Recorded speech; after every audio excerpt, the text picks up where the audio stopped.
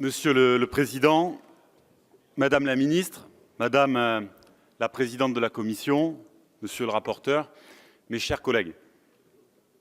Ainsi donc, la majorité LREM de l'Assemblée nationale a-t-elle trouvé un terrain d'entente avec la majorité LR du Sénat?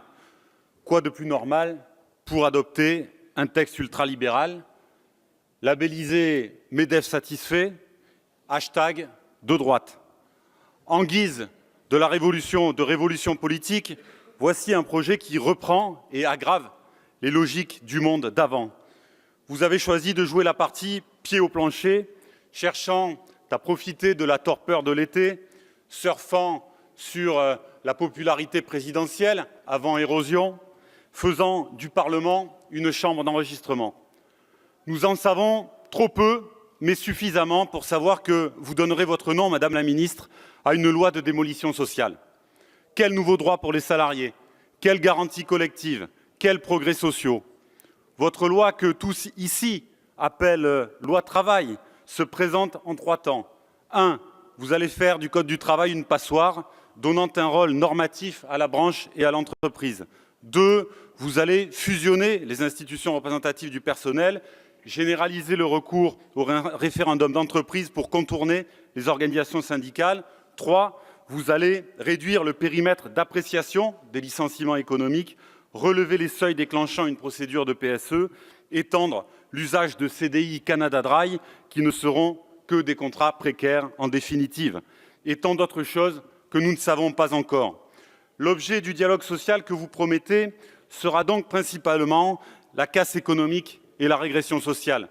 La sécurité, vous la promettez aux employeurs pour licencier et précariser, et vous la retirez aux salariés. Qui en profitera? Pas les petites entreprises.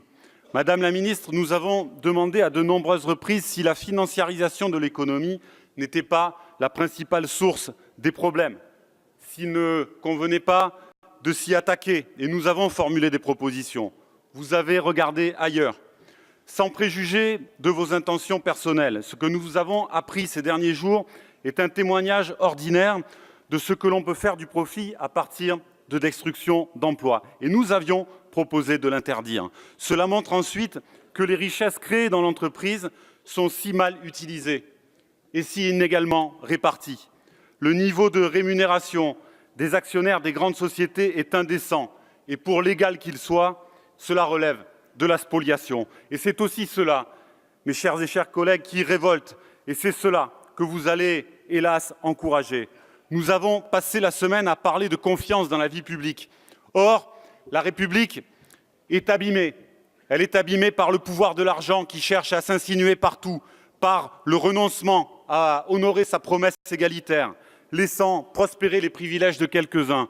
Et je rappelle que la fortune des 10 personnes les plus riches de notre pays a fait un bond de 35% en un an. C'est pourquoi votre loi tout entière, vos explications sont disqualifiées d'avance. Votre gouvernement est du côté des stock options, qui sont les dommages et intérêts des actionnaires, mais pour quel préjudice? Et des dommages et intérêts auxquels on ne touche pas. 2 poids, 2 mesures. Et vous avez dit vous-même en commission, ça commence par les actionnaires qui doivent être pris en compte, qui ont mis leur argent, il leur faut un retour. C'est un système destructeur. Il y a là des nouveaux cadeaux sans contrepartie. Nous appelons donc à faire grandir ce débat public dont vous n'avez pas voulu, pour vous obliger à prendre en compte cette réalité sociale que vous ne voulez pas voir. Parce que nous ne voulons pas que vous fassiez du monde du travail du grain à moudre pour les vendanges du CAC 40. Nous espérons une grande commission mixte populaire à la rentrée.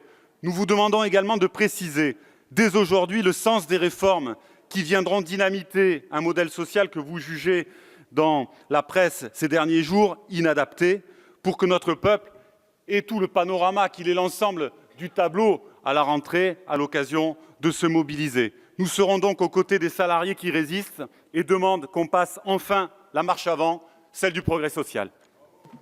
Merci, Monsieur Darivi.